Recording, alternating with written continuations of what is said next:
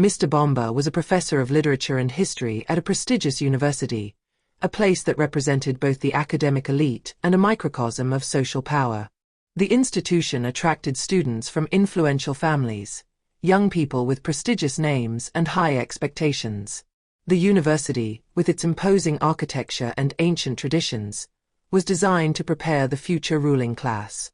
But behind the majestic facades and shiny diplomas lay a less brilliant reality, a world where elitism and superiority were principles based on inherited privileges rather than personal merit. Students, immersed in this culture of privilege, were often insensitive to the reality of others, prioritizing their social status over the authenticity of human experience. For them, Mr. Bomba was just a simple professor, a small man of no great importance, especially compared to the line of elites to which they belonged. Their worldview was marked by the idea that titles, names, and money were the measure of a person's worth. However, Mr. Bomba was not impressed. For years, he had learned to navigate this type of environment. He was a man of rare dignity, a dignity that cannot be bought. For him, principles were more important than social distinctions. True education, that which awakens thought and nourishes the soul, was much more precious than the recognition of a social elite. He stood straight, with unwavering respect for his students, despite their condescending attitude. This respect did not come from fear or submission, but from the deep conviction that quality education should aim to free the mind, to allow everyone to discover themselves beyond the boundaries imposed by society. Mr. Bomba had not always lived in this intellectual security. A former brilliant student at a prestigious university in Europe, he had to overcome ordeals much more difficult than those his students faced. As a young black man in a predominantly white academic world, he had to prove his worth not only through his knowledge but also through his resilience. Every step he took, every word he spoke, every idea he defended was scrutinized, sometimes rejected, often doubted, simply because he was not born the right skin color. Racial discrimination and prejudice were omnipresent in environments where skin color determined access to resources, respect, and sometimes even simple consideration. However, these obstacles had forged a quiet strength in him. He had learned to defend himself with the intellect, to respond to attacks with solid, thoughtful arguments, and to maintain calm in the face of injustice. Rather than letting himself be overcome by hatred or indifference, he had chosen to cultivate a quiet authority, an authority that was earned through rigor and knowledge, not through arrogance or power struggles. In this world of appearances and social hierarchy, Mr. Bomba knew that only truth, integrity, and dignity could penetrate the walls of ignorance. And yet, in that year, a lesson would be taught to him, but not by the academic institutions, nor by the social authorities that he respected. It would come from his students, a particularly arrogant group, young people who believed that the greatness of a name or a family gave them the capacity to judge others. Among these students, Maxime stood out. Tall, handsome, and rich, he carried within him all the arrogance of an heir to a long line of privilege. He didn't understand why he should respect a man like Mr. Bomba.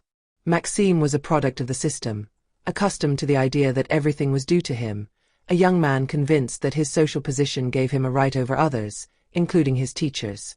On the first day of the semester, as Mr. Bomba walked through the classroom door, the attitude of the student elite was immediately felt. Murmurs of hostility spread among the students, but it was Maxime who threw the first barb, a contemptuous look thrown at the professor, followed by a loud sneer. "The old professor. He must have made a name for himself here, but I don't see how he can teach us anything," he said in a low voice, loud enough for Mr. Bomba to hear. The professor, however, felt neither anger nor humiliation. He had faced this kind of prejudice his entire life. He knew that he could not change the outlook of all his students with a simple gesture or word. But he also understood that this elite class, if it did not understand the value of true education, must receive a lesson deeper than that of a textbook. A lesson that would not be taught by words, but by the very experience of their own arrogance and prejudice. What they didn't yet know was that Mr. Bomba did not live by the validation of those who believed themselves superior. He had never tried to please them. His goal was simple, to open their eyes, not to their superiority, but to their humanity. He knew that true education was not about filling heads with information, but about learning to look beyond appearances, to see others in their true light, and to understand that life's true lessons often come in the moments when we believe we are most invincible. The weeks passed, and the provocations of Maxime and his comrades became more and more pernicious. At first, their sarcastic remarks seemed like mere outbursts of casual youth. But gradually, they took a more insidious turn. In class, Maxime and his friends were constantly condescending towards Mr. Bomba. They questioned his teaching methods, interrupted him mid-explanation, and mocked his African accent every time he uttered certain words, as if its origin was a fault that he had to atone for through silent submission. Their laughter often erupted when he corrected a mistake, their boisterous laughter sounding like an affirmation of their supposed intellectual superiority. Maxime, in particular, seemed to have made the decision to make Mr. Bomba's life a playground for his arrogance. Every day, he tried to destabilize his teacher, putting him on the defensive with trick questions, or making cynical remarks to make him lose his calm. He knew that Mr. Bomba was not the type to let himself get carried away by anger, but he was determined to push him to the limit, to reduce him to the state of old professor that he despised so much. One day, during a particularly difficult lesson on the French Revolution, Maxime, without worrying about the context or the situation, said contemptuously, "Frankly, you need to review the history a little before teaching us. You mix up dates like you're talking about your grandmother." The other students burst into laughter, their mockery devoid of any subtlety, but obvious cruelty. Mr. Bomba felt an inner shock, a searing pain that spread through his heart, as if each word from Maxime was a direct slap to his dignity. He felt the weight of collective humiliation, not only from Maxime, but also from the other students who seemed to be complicit in this contempt. But instead of giving in to the temptation of anger, revolt, or frustration, Mr. Bomba took a moment to breathe deeply, to refocus. He knew that the emotion of anger, although innate, was not the response he wanted to offer his students. What he would show them was far more powerful than anger: dignity, self-control, and the importance of reflecting on history. In a calm, almost fatherly tone, he replied, "Maxime, I understand that you are tired of books and courses. But history is not entertainment. It is a mirror of humanity, and you cannot understand the future if you do not understand the past." This response, measured and calm, seemed to annoy Maxime even more. He did not expect such serenity in the face of his provocation. This disturbed him, but at the same time he was determined to drive the point home a little further, to test Mr. Bomba's patience. He then asked a series of increasingly absurd and incongruous questions, hoping that the professor, overwhelmed by the difficulty, would eventually lose his calm. But with each interruption, with each new mockery, Mr. Bomba responded with quiet wisdom, refusing to be drawn into a childish power play. This calm, far from calming the atmosphere, fueled the frustration of Maxime and his comrades, who began to stand together in collective contempt, sharing a sort of silent defiance against their teacher. The situation seemed a little more tense every day. Mr. Bomba, usually a respected teacher, now found himself reduced to the role of a target, the laughing stock of a class that had chosen to see him not as a mentor, but as an authority figure to be taken down. What began as an isolated mockery had become a full-blown smear campaign. But Mr. Bomba knew that this was all part of a bigger learning process. He was not going to give in to provocation, but he wondered how far he should go to teach these young people a principle more important than anything he could teach them in a book: humility, dignity in adversity. A week later, as the tension between him and his students reached its peak, an unforeseen event changed the dynamic of the class. Mr. Bomba had organized a seminar outside the university, a meeting with former students who had succeeded in the professional world. The goal was simple: to provide students with a unique opportunity to meet people who had used education as leverage to overcome obstacles and reach positions of leadership and respect. It was an opportunity for students to understand not only the importance of education, but also the importance of respect, humility, and hard work.